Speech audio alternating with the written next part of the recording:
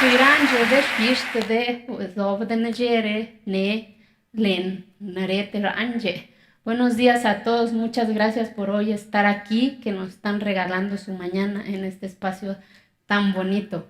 Soy hija de una mujer indígena, de un hombre indígena, que la vida y las circunstancias le negaron la oportunidad de ir a la escuela. Mis papás no saben leer, no saben escribir. Mi madre tuvo 10 hijos. A la más grande, mi papá la entregó en matrimonio a los 12 años, a los 13 años, pues ya era mamá. A los 31 años, mi hermana Claudia ya tenía 9 hijos. Pero tampoco no responsabilizo a esa mujer y a ese hombre, porque en ese entonces creían que era lo correcto. Yo vengo de una comunidad que se llama Quiegolán, de los 570 municipios que tiene mi estado. Soy indígena, mi lengua materna es el zapoteco. Yo tuve que arrebatar esta lengua que hoy me comunico con ustedes para poder entender cuáles son mis derechos y cuáles son mis obligaciones. Y para eso tuve que huir de ese entorno, con todo el dolor de mi corazón. Ese día, hace más de 25 años, mi corazón se dividió en dos. Uno se quedó allá, en la montaña, a 7 horas de la capital de mi estado, donde está mi historia, mi esencia, mi raíz, mi lengua, mi vestimenta. Y la otra está conmigo, para poder entender primero por qué mis ojos no entendían o por qué no me gustaba lo que yo veía, por qué mi madre era la primera en levantarse y era la última en dormirse. ¿Por qué tenía yo que levantarme con ella? Tuve que aprender a hacer tortilla, a traer el leño en el burro, porque eso es lo que teníamos que hacer las mujeres. Y yo no quise eso. Y para eso, cuando yo salí de mi tierra, pues no había luz, no había carretera. Yo me dormía en piso de tierra. Si me hubieran dicho que dormir en cama estaba más chingón, pues yo lo hubiera escogido, ¿no? Pero para poder entender eso, pues tuve que arrebatar algo que yo creo que es la herramienta para poder transformar mucho de lo que nos duele, que es la educación. Tuve que arrebatar mi educación, porque la vida no me la regaló. Tuve que trabajar en la mañana y en la tarde estudiar mi secundaria, mi bachillerato. Soy contadora pública.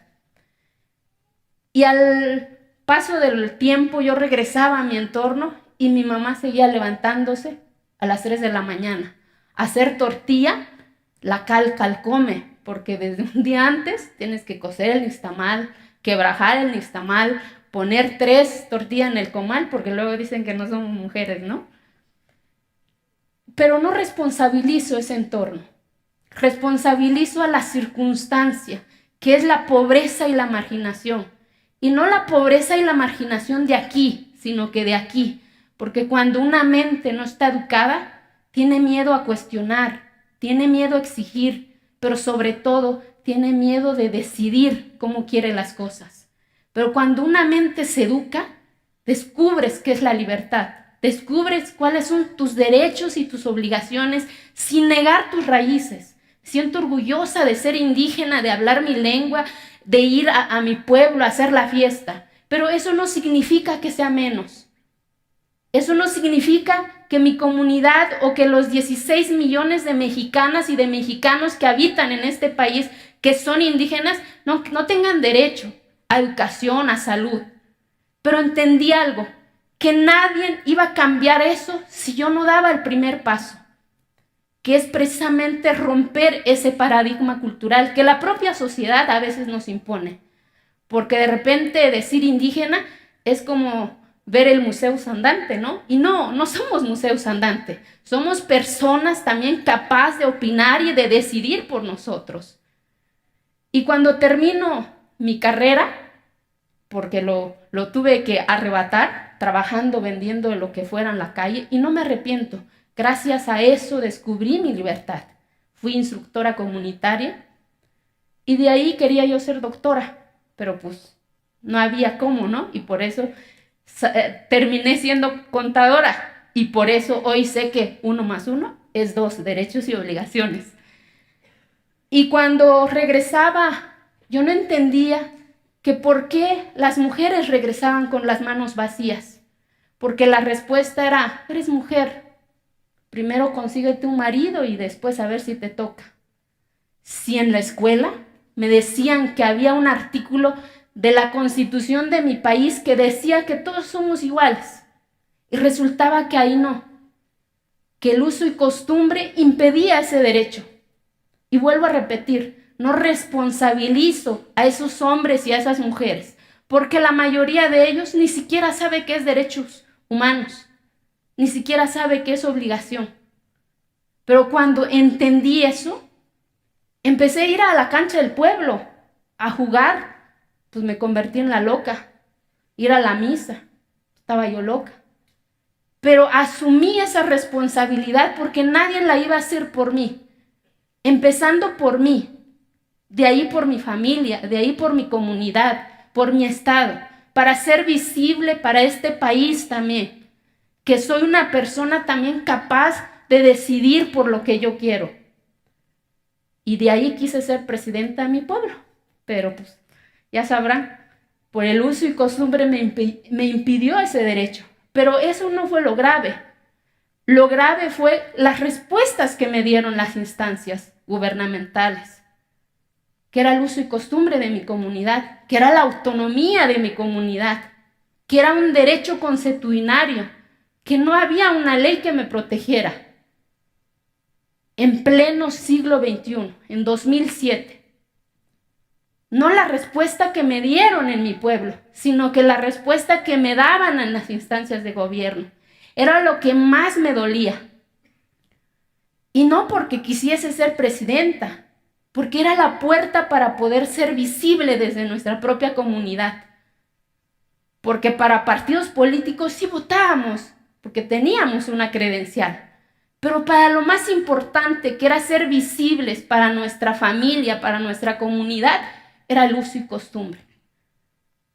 No me quedé ahí, empecé a denunciar y hoy, y gracias a eso, ingresé a la política. Hoy que tan cuestionada está la política, asumí esa responsabilidad.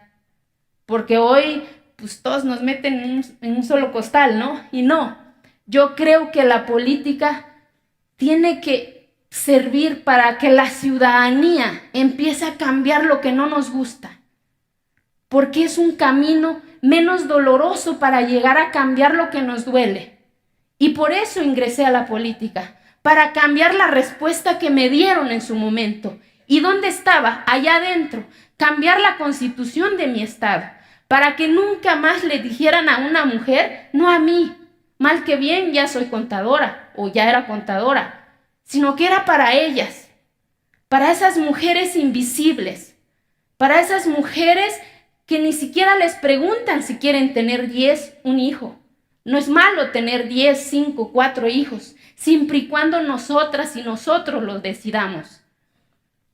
Era la puerta que yo encontré para que hoy en mi pueblo las mujeres puedan ejercer su derecho. Hoy en mi pueblo ya votan las mujeres. Hoy en mi pueblo ya hay 3 mujeres integrando el cabildo municipal. De los 570 municipios de mi estado, 417 se rigen bajo el sistema de usos y costumbres. De las 68 etnias que hay en este país, 16 están en mi estado. Y lo que yo estoy buscando es que nadie nos diga que por nuestra cultura no podamos acceder al desarrollo, no podamos opinar como queremos cambiar nuestras historias y nuestras cosas. No, sino que sea una herramienta que nos ayude a decir, este es México, esto es nuestro color, esto es nuestro sabor. Y eso lo adquirí con la educación. Y a través de la educación encontré la palabra libertad. Y hoy para mí la libertad es lo más sagrado. Y gracias a eso fui diputada federal y dije, no solamente en mi estado, también para esos 16 millones de mexicanas que habitan en este país, a nadie le digan que no tiene derecho. En 2014 logré una reforma a la Constitución de mi país para que nadie le dijera o le dé la respuesta que me dieron en su momento.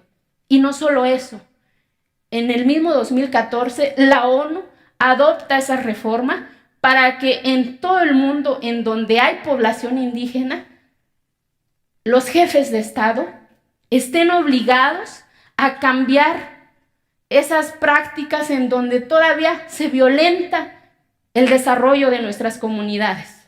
Porque pues, todo el mundo nos habla de democracia. Y yo he dicho, la democracia lo considero como una paloma. Una de mujer y una de hombre. Sin la otra ala no podemos llegar a esa democracia. Y más con el rostro indígena. Y hoy agradezco que está la persona más importante también conmigo, que es mi hijo, por otra razón que no voy a dejar, que no voy a dejarme, sino que voy a seguir, porque no basta que se haya logrado esta reforma. Ahora es pedir que se aplique, para que no nada más esté en una reforma, sino que sea de verdad, que de los 570 municipios, de los 417 mínimo haya 5 mujeres o 20 mujeres siendo presidentas municipales. Y vuelvo a repetir, lo importante no es votar y ser votadas, lo importante es que vamos a ser visibles para el resto de este México. Shkishte diranje de Nigeria, es obdene y Nigeria nakzagna que chenarane, stenshus no, ruinikiba, zalme eureza, nako libre. Muchas gracias. Hoy entiendo la libertad como ese humo que corre por la ladera del cerro de mi pueblo. Muchas gracias.